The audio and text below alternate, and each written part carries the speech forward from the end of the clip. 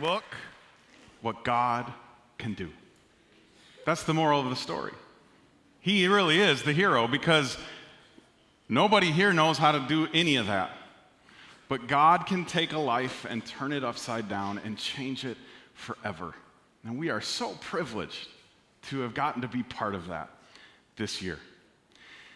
I never have done the hike thing up the side of a mountain, but I have gone on a road trip.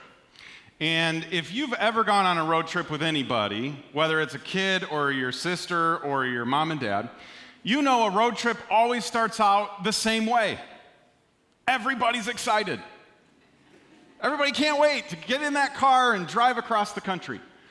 But 22 and a half minutes into that trip, someone will inevitably ask the question, are we there yet?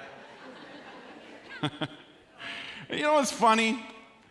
Nobody ever answers that with, we're right here. No one ever talks about the current location that they are. We respond in reference to our ultimate destination, where we want to end up. So a mom or a dad will say 10 minutes. Whether you got an hour or a day left, we'll say 10 minutes, right? One more state, one more stop. We talk about it counting down to where we're going. Nobody ever says, well, we're currently on mile 235 of I-94 in Iowa. I don't even know if Iowa has an I-94, but we don't talk about current location because there's something in us, and I think there's something even in our kids from a very early age that understands destination, not location, determines completion. Where you are does not factor into whether or not the journey is done. It might help you understand where you're at along the way, but you aren't done traveling until you get there. Wherever that circle is on the map, that's how you know it's all completed. We're finished, we're through, and nobody has to ask that question anymore. The trouble is, sometimes there seems really, really far away, and sometimes here feels really, really good. I think that was the experience for the Israelites in the wilderness. I mean, talk about a journey. They wandered for generations. And there comes this moment where they're on the one side of the Jordan River, and off in the distance is this place that God's been talking about with them and their parents and their grandparents. And he called it the Promised Land, and he said, I'm going to take you there. You can't stay here. This is how it goes if you want to follow along in your own Bible, Joshua chapter 3. I just want to show you this really quick because I so identify with this moment, and I think you might too. It says, early the next morning, Joshua and all the Israelites left Acacia Grove and arrived at the banks of the Jordan River, where they camped before crossing. 3 days later, the Israelite officers went through the camp, giving these instructions to the people. When you see the Levitical priests carrying the Ark of the Covenant of the Lord your God, move out from your positions and follow them. In this moment, Joshua and the leaders of Israel stand before all of these people, and they essentially say, gang, we can't stay here. Can't stay here, because here is not there.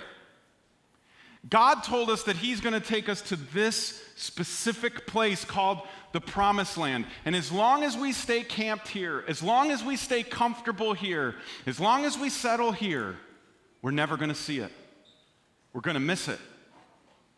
There's more ground to cover. There's more traveling to do. There's more journey to take. We can't become content. We can't rest. God's called us to even better things than what we've experienced. And if this Josh were one of those Israelites, he probably would have raised his hand and said, well, sir, can we talk about what we've experienced? Because it's been pretty awesome. I mean, the wandering part hasn't been cool, but can we look in the rearview mirror for a minute and think about how great it's been? For instance, do you remember when we walked across the Red Sea? Like when we were coming out of Egypt, God parted the waters and we went across on dry land. Do you remember that? I mean, that was amazing. And somebody else might raise their hand and go, yeah, and do you remember the pillars? The pillars that God guided us with. At nighttime, it was a pillar of fire, and in the daytime, it was a pillar of cloud or a pillar of smoke, so that we always knew where we needed to go and when we needed to go there. I mean, God's been so good to us. He's been so great. You sure we need to press the gas pedal again? A third person might raise their hand and go, and how about the manna? I mean, we've used this as a metaphor, manna from heaven. That's kind of how we talk about it now. But for these folks, it was literal. They wake up every day and there's manna for them to eat for the day. It would be so easy for me if I was a part of that nation traveling through the desert, coming up to the shore of the Jordan River to go, this feels pretty good. I'm good. Like, we've experienced all this greatness. I can tell my kids and my grandkids about that. I'm tired. And have you looked at the Jordan River? Those are roaring rapids, friends. And we don't know what's on the other side. The other day I was talking to my friend, and they said that on the other side of the Jordan River in the promised land from God, there's giants. I don't know how to fight a giant. And if I'm not mistaken, that fortress city that we see on the horizon, that's a place called Jericho. Last time I checked, we were not equipped to take on a city like that. Let's stay here. It's safe and it's comfortable. But God says to Joshua, who says to the people, here is not your destination. And destination determines completion, not location. So you can point at a map and say, look how far we've come. We've arrived here, and that is exciting and that is fun. But God says, I circled another spot. And as great as all of those things are in your rearview mirror that have been so exciting and so encouraging, I've got even more. I'm going to tear those walls down in Jericho. I'm going to give you this land. You aren't even going to believe how I'm going to bless you in the future. This is what Joshua wraps up his instructions to the people with. He says, since you have never traveled this way before, in other words, even though it's scary and uncertain and foggy and you can't see where your feet are going to land, they, being the priests, will guide you.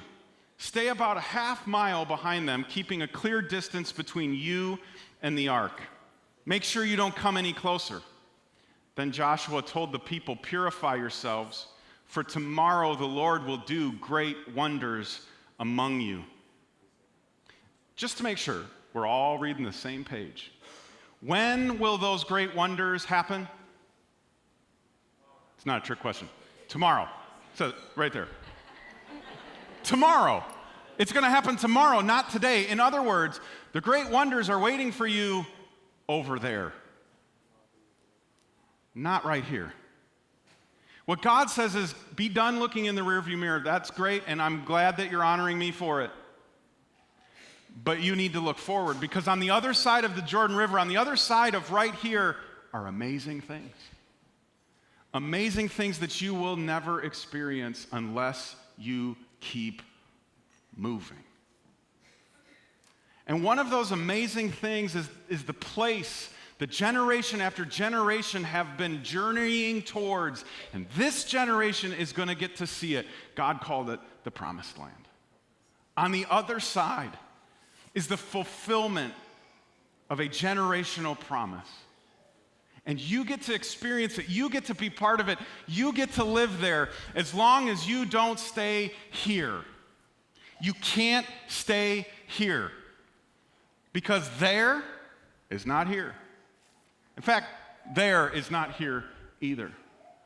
It's going to require that you keep on moving. For you and for me, as part of this community that we call Immanuel, I think we find ourselves on the bank of the Jordan River too. All morning, we've had the chance to look back and go, look at all the incredible things that God has done. He's been so faithful. People are being baptized. People are coming to church. And God says, I got more. I've got more if you'll keep going. Yeah, God, we know you do, but we just kind of want to sit in the goodness for a minute. I mean, think about this. If we look back in our rearview mirror, people will ask me all the time, do you still believe miracles happen? My answer is always the same. Mind the Gap happened, so yes. Because here's what we did. We got together and we said, we believe that our students need a space that's just for them. And we believe that our kids need a space where the Bible comes to life and they can actually walk through the streets of the Scriptures. And we believe that every guest that visits on a Sunday should have a parking spot and not have to park on the grass. And we believe that Operation Christmas Child is such an important and an integral part of who we are that we need space for them to operate all year long, not just the couple days before the big packing party. We got excited, right? And we said, okay, now here's the challenge. We need to raise $200,000. And we have a crazy idea. We want to do it in one day. And then God did what only God could do. And He inspired each of you, and Immanuel gave in one day $338,000 to those efforts. Yeah. It's just incredible. And it's so tempting for me to go, look what happened. We don't got to worry about this year. It's been good. I mean, think about it. We opened Discoveryland last week. Kids are running all over the place. There's sand everywhere now. Our students have been downstairs for months, and they're loving it.